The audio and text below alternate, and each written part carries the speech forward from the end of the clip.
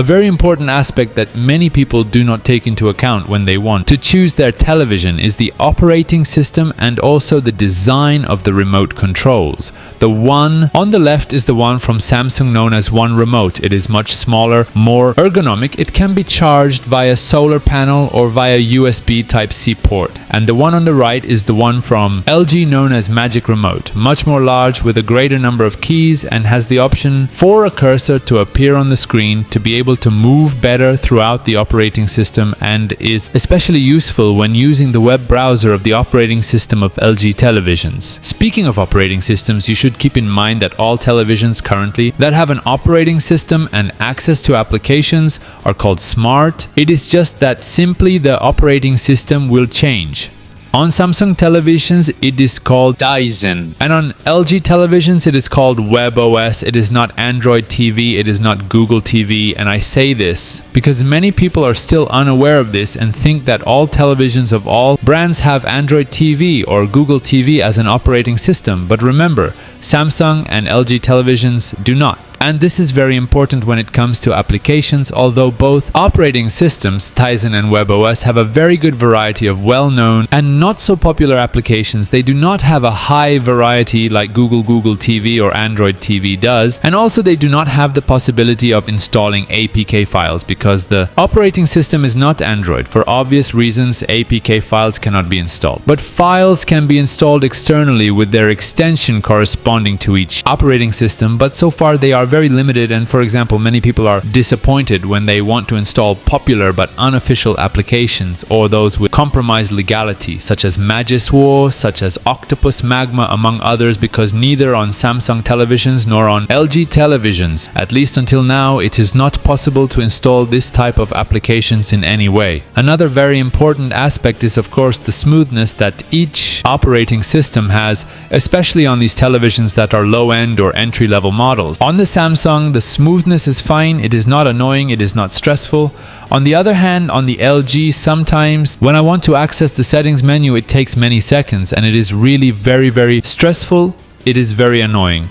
By the way, in case you didn't know, on both operating systems, the Crunchyroll application was already officially available several months ago in case you use it a lot, as is my case, for example. Returning to what has to do with web browsers, both operating systems only have one web browser, which is what I am showing at this moment. Navigation is relatively easy on both models, being a little easier thanks to the Magic Remote on the LG. On both you can search using voice commands, and on both you can play multimedia content through some web pages, but in many there will be advertising, and in others, some video players will simply not work.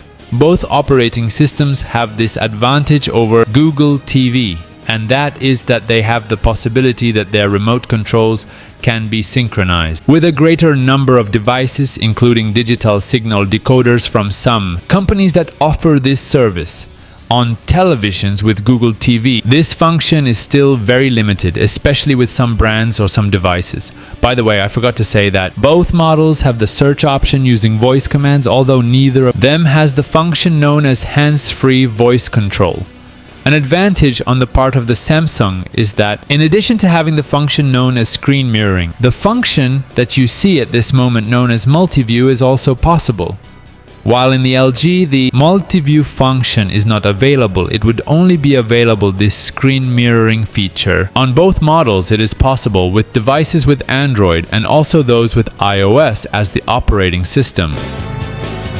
Regarding the picture quality, I first want to clarify something with you regarding the brightness, and is that because of recommendations from experts, the measurements are taken with the movie image mode, and for some reason, with that image mode on the Samsung, you get a lower amount of brightness, while in the rest of the image modes, let's say that the amounts of brightness on both models are very similar. So, the values that I put on the screen for reference, remember, are taken with the movie image mode, or also known as cinema image mode.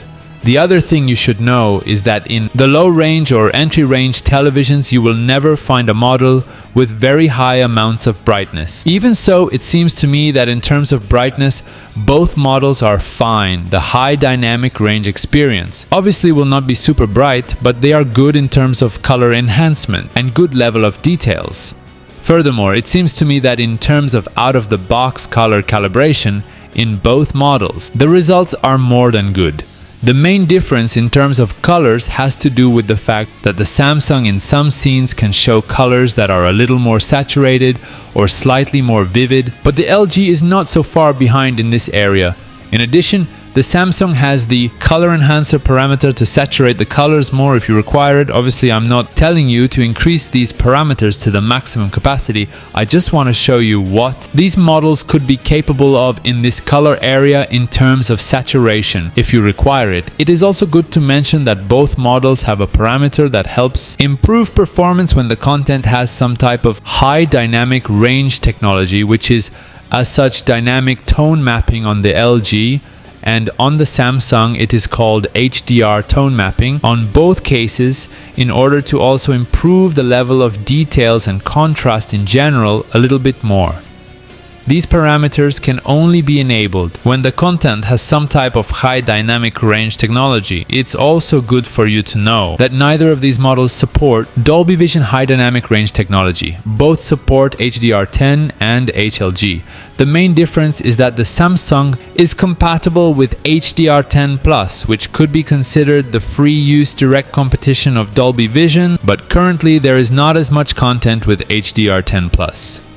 Both models enable high dynamic range technologies automatically when they detect that the content has some type of high dynamic range technology, meaning they cannot be enabled or disabled manually. Regarding performance in dark scenes, both televisions are LCD televisions, in this case with a VA panel with Edge LED backlighting technology for the Samsung and conventional direct LED for the LG, without local dimming in any of them. And yes, the LG in this 55-inch size has a VA panel, which is surprising, but for a couple of years LG has been including a VA panel in 55-inch models, which is great because they perform better in dark scenes and many people prefer this aspect. Between these two models, the Samsung can show less intensity of the clouding effect with a slightly better level of detail, although the LG also performs incredibly well in this area from my point of view, and the result may vary a little on both models depending on each picture mode and of course depending on each scene. And of course, the performance in this area on both models is good because they have low amounts of brightness, plus of course they have VA panels, as I already mentioned. But it is true that on the Samsung in some scenes, as you have noticed, the image sometimes turns a little bluish. Perhaps the camera with which I am recording exaggerates it a little, but in real life you can perceive that difference. It is not something alarming or that annoying, and in that case I would say that on the LG, the colors with these types of dark scenes are perceived a little less annoying. Although when in addition to darkness you can perceive a little more colors, the result is very good on both models, and in fact I feel that it is a little better in the Samsung in terms of color accuracy. The gray color uniformity on both models is at least very decent, being slightly better on the Samsung with less of the dirty screen effect. Although when you watch content with a lot of color volume, I consider that the dirty screen effect on both models will not be distracting or annoying. As for the result that has to do with the viewing angles, none of these models will be good because they have VA panels. So when you watch their screens from very wide angles, the colors will look somewhat washed out or whitish. Image upscaling on both models is generally good, just don't expect wonders. When the content has very low resolution, that is, don't expect the result to be in 4K when the content has a very low resolution. None of the current 4K televisions will do that. The motion handling on both models, let's say that it is good, helping to significantly decrease, manually or automatically, the effect known as judder. On the Samsung you will have the picture clarity settings parameter, and on the LG the TrueMotion parameter. And although applying these digital improvements on some occasions you can notice slight artifacts, I really don't think they are distracting. In fact, it seems to me that the judder effect could be more distracting than the artifacts when there is digital improvement in terms of motion handling. The result on both models is very similar or almost the same. For this gaming area, a very important aspect is of course the input lag times. Both models perform very well considering that they are low-end or entry-level televisions. And this is achieved by activating the corresponding picture modes game mode in the Samsung and game optimizer mode on the LG.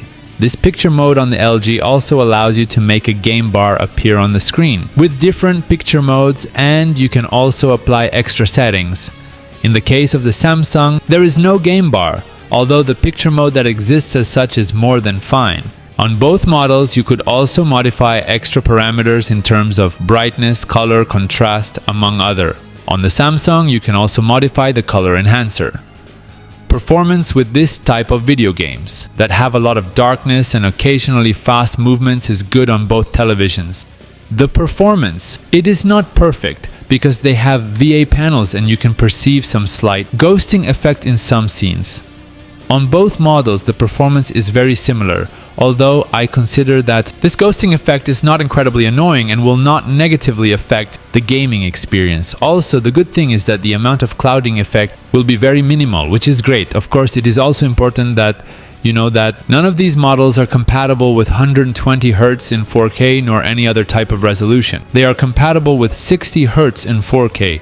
They do not support variable refresh rate technologies. In general, I consider that the performance in this area on both models OS very good. It is very similar or almost the same without, of course, being exceptional. Remember that they are relatively inexpensive televisions from each of these brands, which can be good. Low budget options for use them with an Xbox Series X or a PlayStation 5 or PlayStation 5 Pro, for example. As for the inputs, in both models you will have practically the same: two USB 2.0 ports, a port for the LAN cable for internet, a port for the air antenna cable, a port for the optical digital cable, and 3 HDMI ports, one of them compatible with EARC, which means Enhanced Audio Return Channel.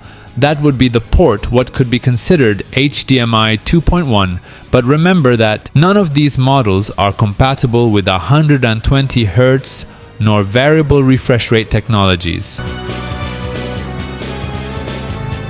To finish, I will first talk to you about the audio system of both models, at least for these 55-inch sizes. The power in theory is the same, 20 watts. However, the difference I noticed is that on the LG you can reach higher frequencies and slightly greater amount of bass.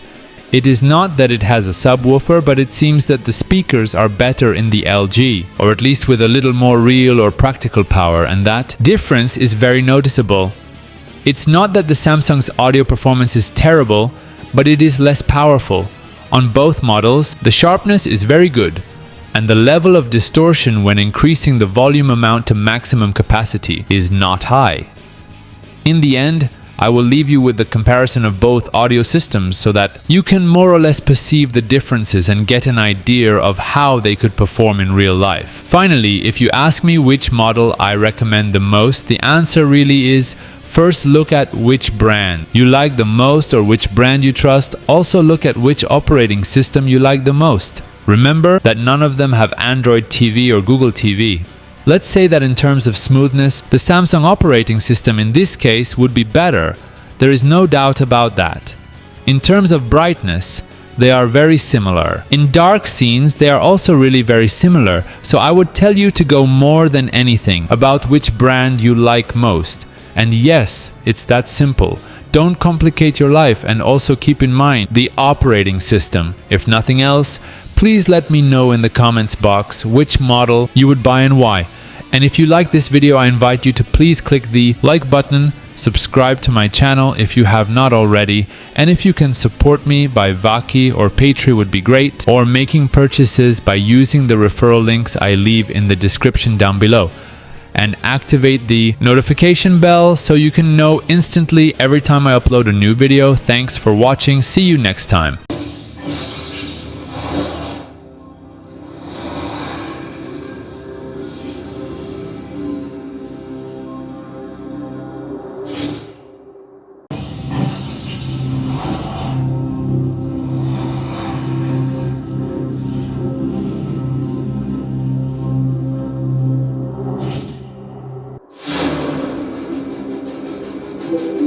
The swarm brought ruin to our world.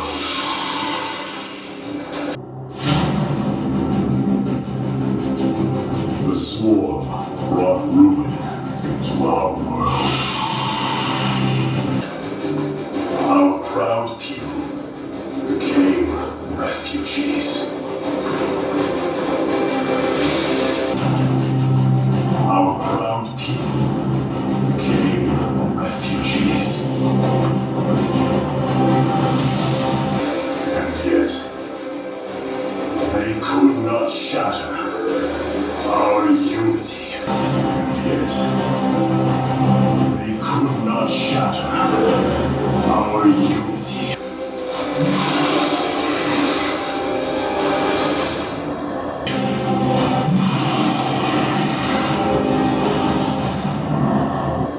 For we are bound by the comma, the sacred union of our every thought and emotion. For we are bound by the comma, the sacred union of our every thought and emotion.